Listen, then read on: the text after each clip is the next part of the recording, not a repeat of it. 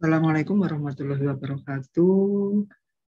Semangat, tetap semangat untuk terus memperdalam pengetahuan dan ilmu. Insya Allah nanti suatu saat akan bermanfaat.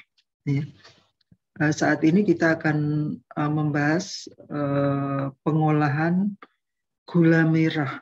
Ya. Gula merah adalah salah satu bahan pangan pokok yang banyak sekali penggunaannya, baik dalam skala rumah tangga maupun skala industri kecil sampai ke industri besar. Di industri besar ini yang banyak menyerap atau menggunakan gula merah adalah pabrik kecap. Pabrik kecap ini bahan baku utamanya adalah gula merah. Oke, saya akan coba share screen untuk lebih mudah. Supaya lebih mudah.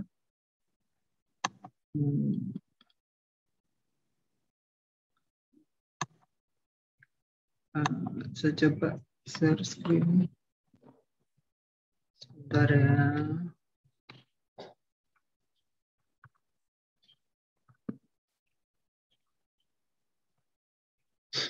Oke, jadi gula merah ini ada dua bentuk. Ada yang dicetak, jadi seperti pada gambar ini. Tetapi ada juga nanti yang akhir-akhir ini tren adalah gula semut atau gula merah kristal. Ya. Nah, gula merah cetak kita tahu bisa dibuat dari nira palma. Nira palma ini yang banyak adalah kelapa dan aren. Dan juga akhir-akhir ini di Lampung juga sudah mulai berkembang gula merah tebu. Kalau di Jawa Timur sudah lama ya.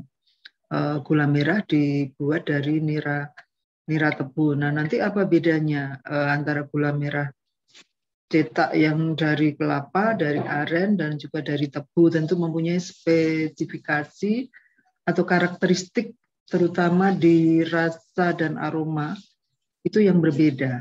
Ya, kalau gula merah tebu itu cenderung hanya manis saja, aromanya tidak terlalu kuat, jadi aromanya hanya aroma tebu.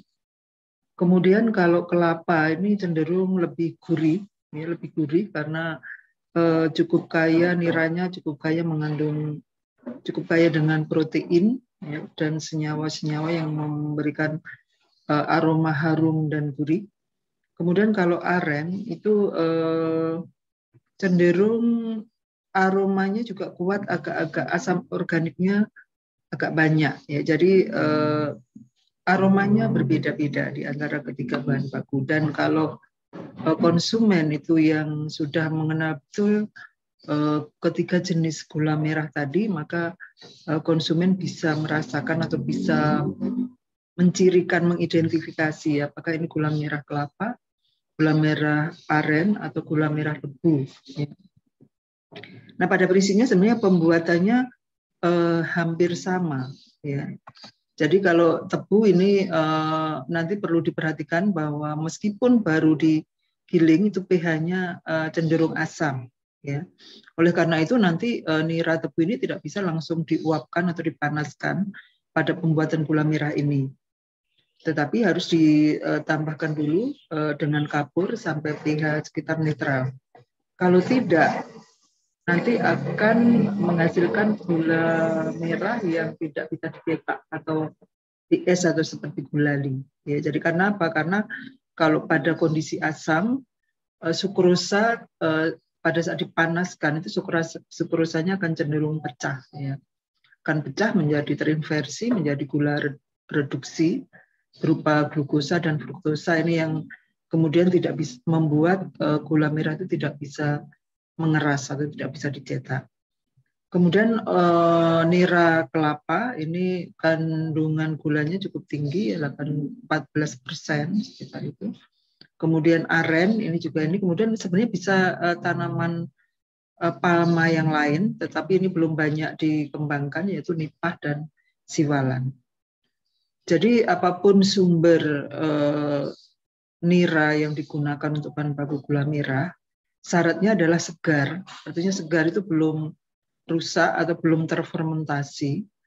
dan ditandai dengan pH-nya. Kalau untuk palma itu biasanya kalau masih baik, masih segar itu pH-nya di atas 6. Ya, kalau sudah terfermentasi oleh mikroorganisme yang ada di lingkungan, kemudian pH-nya kurang dari 6, ini biasanya kemudian tidak bisa lagi mengkristal dengan baik atau sering disebut BS, ya, below standar, atau tidak bisa mengeras pada saat dicetak. Oke, jadi yang pertama adalah persiapan nira kelapa atau aren dulu, karena nanti untuk tebu itu sedikit berbeda, ya, persiapan niranya. Nah, untuk persiapan nira kelapa atau aren atau palma yang lain itu didapat dengan cara penyadapan. Ya, penyadapan itu adalah dengan mengiris manggar atau calon bunga, kemudian ditampung, ya, niranya ditampung ke dalam jurigen atau wadah nira yang dari bambu, ya. Itu dilakukan biasanya pada pagi hari. Pada pagi hari dilakukan penyadapan, ditampung, kemudian sore diambil. Sore sambil mengambil nira yang dari tadi pagi ditampung, itu dipasang kembali wadah untuk penyadapan yang sore yang akan diambil pada pagi hari. Jadi satu pohon itu pengambilan niranya biasanya 2 kali. Nah, untuk kelapa ini biasanya satu manggar atau satu jurigen itu biasanya satu hari menghasilkan sekitar setengah sampai 2,5 liter. Ya. Sedangkan kalau aren itu lebih banyak, ya.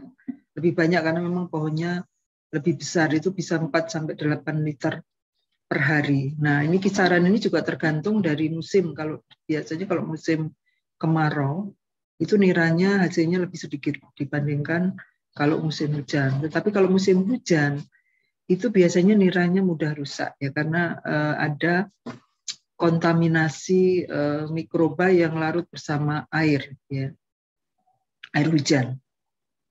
Nah, pada saat penyadapan yang cukup lama dari pagi sampai sore atau sore sampai pagi lagi, itu nira itu rentan terhadap kerusakan oleh mikroorganisme, khususnya adalah oleh yeast dan bakteri, ya, sehingga nanti cenderung nira akan menjadi asam ataupun keruh, ya. Oleh karena itu pada saat penyadapan itu bumbungnya harus bersih, kemudian juga ditambahkan pengawet nira. Nah, pengawet nira ini macam-macam. Yang umum adalah kapur, ya, digunakan susu kapur atau CaOH 2 kali. Ada yang menggunakan sulfit, ya, sulfit natrium bisulfit. Kemudian ada juga yang menggunakan pengawet alami. Ini adalah berupa tatal nangka, akar manggul, kemudian tatal pohon manggis, atau juga asam kandis, ya. Oke. Nah, ini tergantung dari kebiasaan para penyadap, ya. Tapi yang jelas penggunaan bahan pengawet ini sangat diperlukan agar nira selama penyadapan itu pada saat diambil itu masih dalam kondisi yang baik atau tidak rusak. Nah, seperti apa kerusakan nira selama penyadapan? Itu nira ini kan cairan hasil sadapan tadi yang mengandung nutrisi yang cukup tinggi berupa sukrosa sekitar 14%, kemudian ada vitamin, kadar airnya tinggi, kemudian pada saat baru menetes itu sebenarnya pH-nya adalah netral, ya. Nah, namun dengan waktu yang cukup lama sekitar 10 sampai 12 jam itu memberikan kesempatan yeast atau jenis-jenis Saccharomyces itu akan menginversi sukrosa yang ada di dalam nira menjadi gula-gula reduksi. Nah, selanjutnya gula reduksi ini masih sama oleh yeast akan berubah menjadi alkohol, ya karena yeast itu punya 2 enzim yang bisa merubah invertase dan juga bisa merubah gula reduksi menjadi alkohol. Nah, pada saat ini maka nira itu akan mengandung alkohol yang cukup tinggi yang disebut dengan tuak atau legen. Ya. Tuak atau legen ini adalah minuman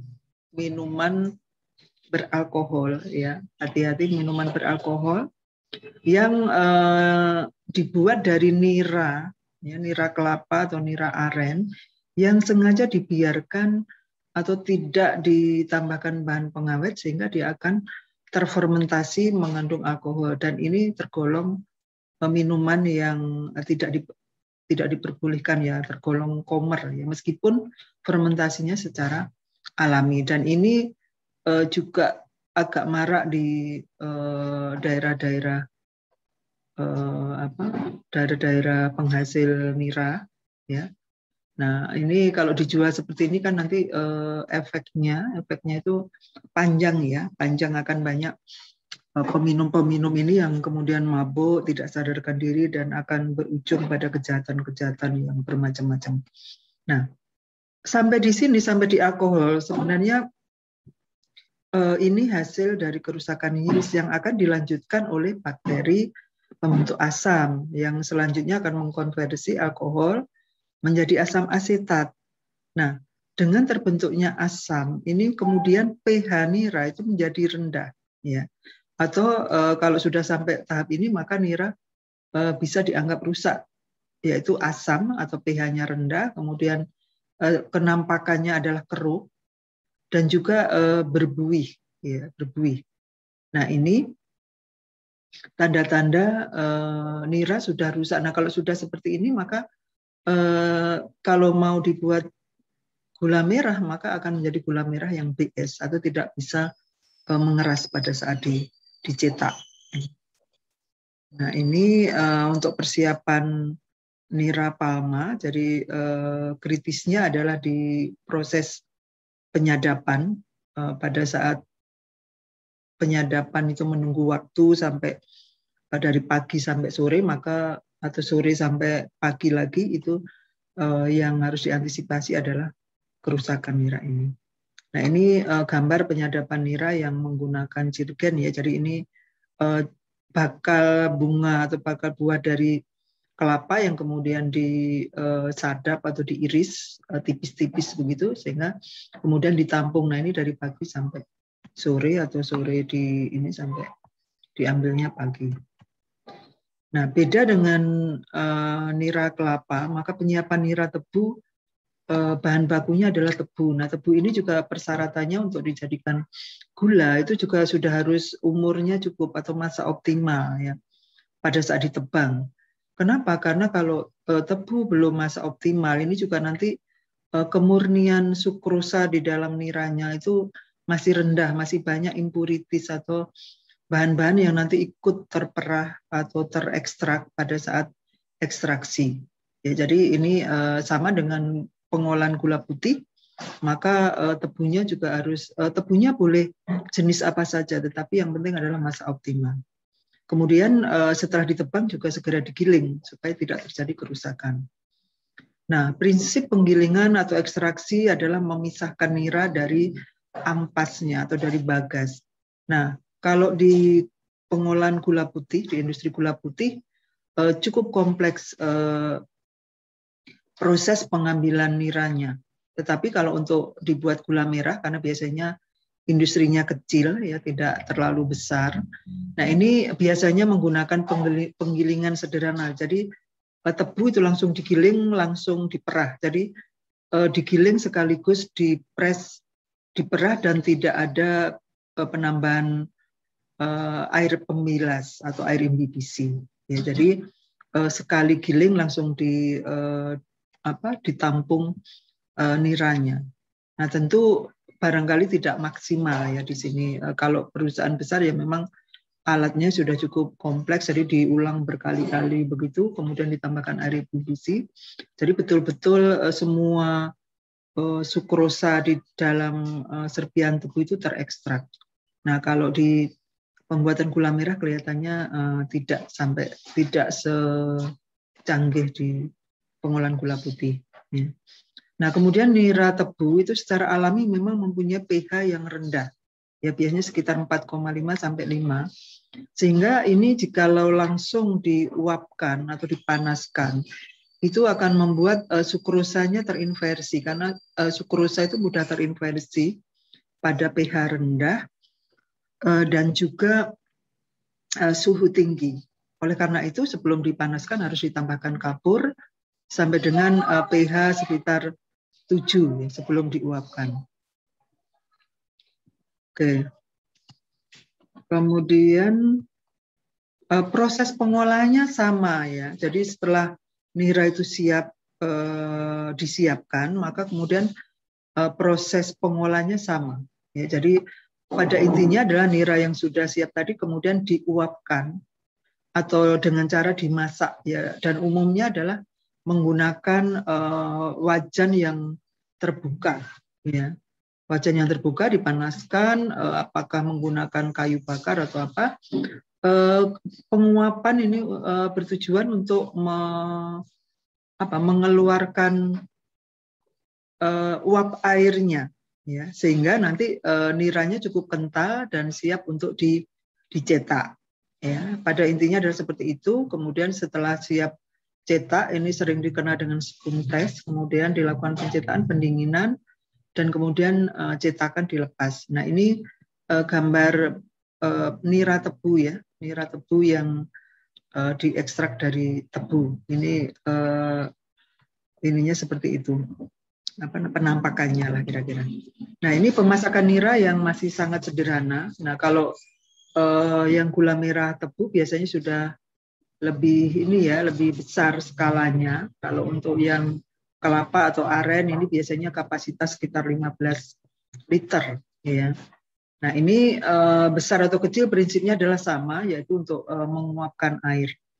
Ya, menguapkan air sampai ke spoon test atau konsentrasi yang cukup tinggi sukrosanya sehingga siap untuk dicetak. Nah, biasanya selama pemasakan akan terjadi buih atau busa yang bisa dicegah atau bisa dikurangi agar tidak meluap. Itu dengan menambahkan 1 sendok makan minyak goreng, atau ada yang menggunakan kemiri diparut atau kelapa yang diparut. Tetapi yang paling bersih tentu dengan menggunakan minyak goreng, cukup 1 sendok makan untuk 25 liter nira. Nah, pengalaman untuk sekitar 50 liter nira ya, itu perlu waktu sekitar 5 jam. Nah, ini juga tergantung dari proses efisiensi dari pemanasan ini. Nah, setelah spoon test, biasanya spoon test itu bisa diukur dengan menyendok nira yang sudah kental meletup-letup ya. Kemudian kalau kita sendok, kita alirkan gitu, alirannya sudah tidak putus seperti ini ya. Alirannya tidak putus, kemudian atau kalau kita teteskan di dalam air dingin itu akan membentuk benang yang keras. Nah, itu menandakan bahwa pemasakan sudah bisa dihentikan. Ya. Nah, setelah itu didinginkan sebentar, kemudian dilakukan pencetakan. Nah, ini pencetakan tergantung dari bentuk yang diinginkan.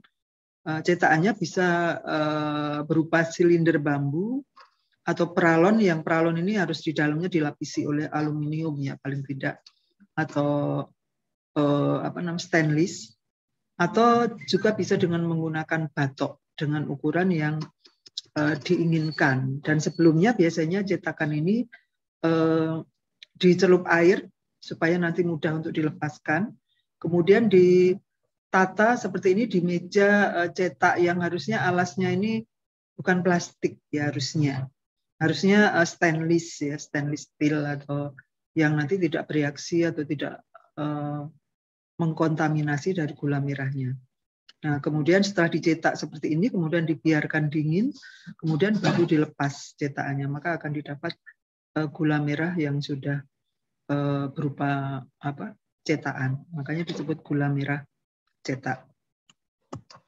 Nah, ini tergantung dari bentuk cetakan, ini bisa bervariasi seperti ini, baik ukuran maupun bentuknya ya. Dan biasanya gula merah cetak ini kemudian hanya dikemas biasa, kalau curah dalam jumlah besar ya di kantong plastik seperti ini.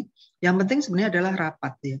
Karena gula merah ini mengandung gula reduksi yang cukup tinggi, sekitar 10%, demikian juga kadar airnya sekitar 10%, di mana kita tahu bahwa gula reduksi ini sifatnya adalah higroskopis.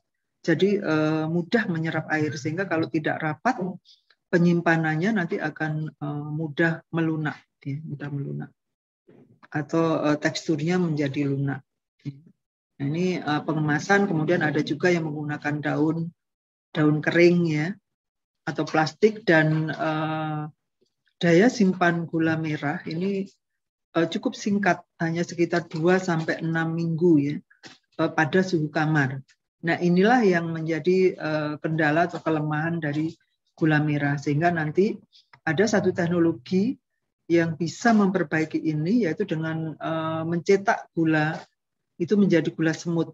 Jadi menjadi gula semut nanti akan kita bahas pada sesi berikutnya. Ya. Kemudian mutu gula merah ini yang baik menurut SNI nomor 013743/1995 ini adalah keadaannya bentuk, warna, rasa, dan aroma normal. Ya, jadi warna itu dari kuning kecoklatan sampai coklat tua, itu masih memenuhi syarat mutu. Kemudian kadar airnya maksimal 10%, kadar abu maksimal 2%. Nah, ini seringkali tidak terpenuhi jikalau pembuat atau pengrajin gula merah itu menambahkan kapur tadi pada saat penyadapan, itu penggunaan kapurnya salah ya, artinya bubur kapur langsung dimasukkan, pada harusnya adalah susu kapurnya, sehingga menyebabkan kadar abunya lebih dari 2%. Nah, ini yang masih banyak terjadi di masyarakat, karena pernah ada hasil survei penelitian saya itu kebanyakan tidak masuk kadar abunya. Kemudian gula produksi maksimal 10%. Nah, ini juga yang menyebabkan gula merah itu tadi cepat melunak. Kemudian sakarosanya atau sukrosanya minimal 77%. Kemudian bagian tidak larut 0,2%. Nah, cemaran logam dibatasi. Nah, ini biasanya cemaran logam ini berasal dari wajan ya, yang kalau dia tidak baik ini bisa luntur gitu ya kira-kira, makanya kemudian dibatasi cemaran logamnya. Nah, saya kira ini kemudian nanti pada pertemuan berikutnya kita akan membahas pengolahan gula semut atau gula merah kristal. Demikian, selanjutnya nanti bisa kita lanjutkan dengan sesi diskusi.